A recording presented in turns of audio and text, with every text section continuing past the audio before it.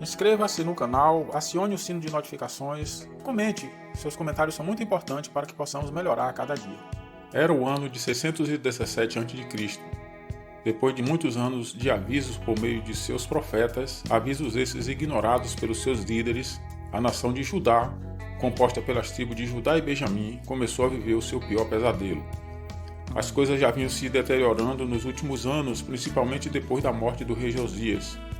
Na ocasião, tentando frear o avanço dos egípcios, que marchavam para ajudar os assírios na luta contra os babilônios, o rei Josias foi morto em batalha na cidade de Megido.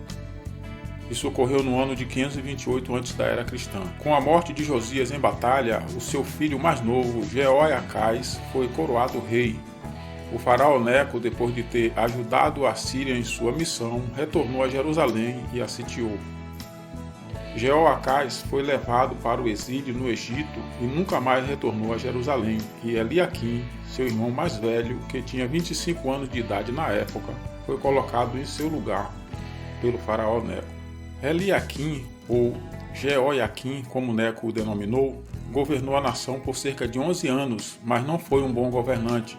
Ele chegou ao ponto de mandar matar um profeta chamado Urijá.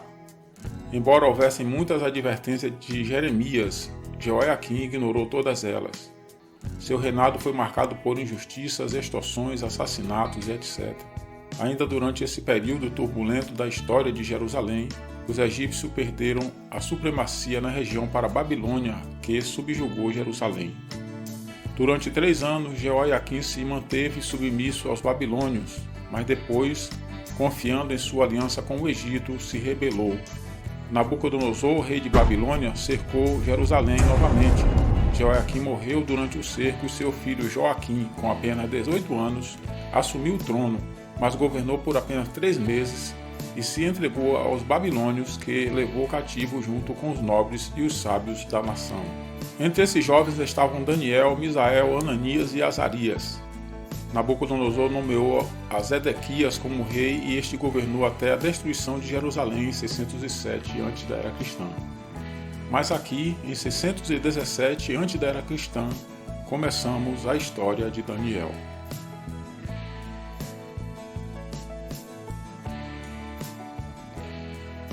Daniel provavelmente tinha cerca de 16 anos quando foi levado ao cativeiro em Babilônia. No exílio, logo se destacou quando foi submetido a um teste. O governo babilônico selecionou alguns rapazes de várias nacionalidades de países que Babilônia tinha subjugado.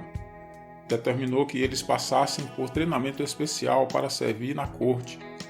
Daniel e outros hebreus sentiram-se ameaçados em suas crenças por ter que participar de rituais, inclusive de comer iguarias, que provavelmente incluía sangue do animal, que era um costume babilônico, mas que para os judeus era terminantemente proibido.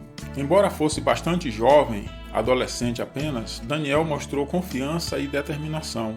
Sugeriu aos responsáveis pelo treinamento que permitissem que ele e seus 3 amigos, Misael, Ananias e Azarias, tivessem uma dieta especial somente à base de vegetais e água.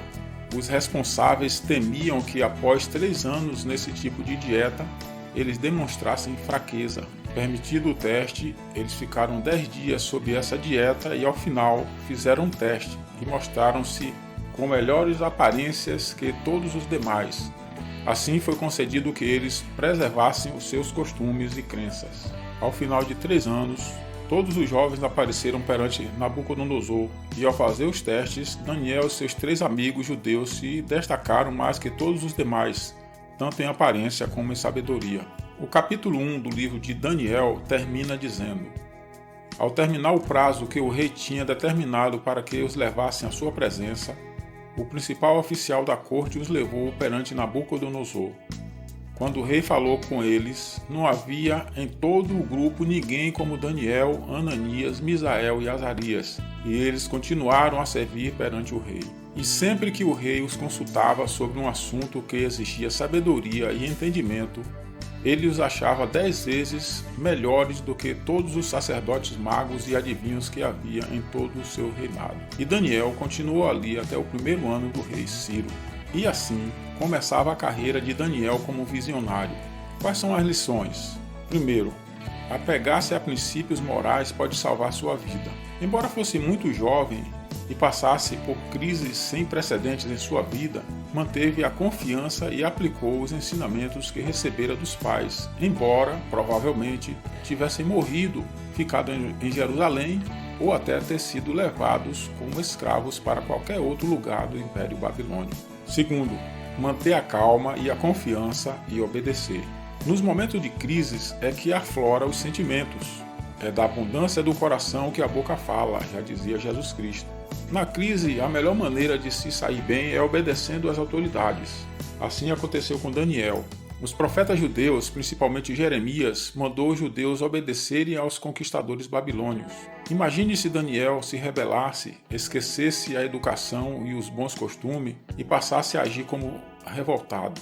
Se ele tentasse se vingar dos babilônios e não colaborasse, certamente teria morrido jovem.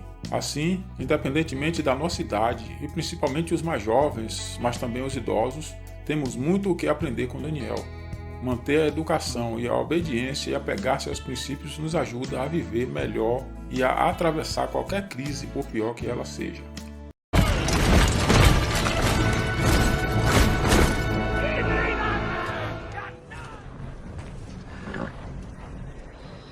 Coragem, Mary. Coragem por nossos amigos. E aí, se gostou do vídeo, dê o seu like, inscreva-se no canal e comente.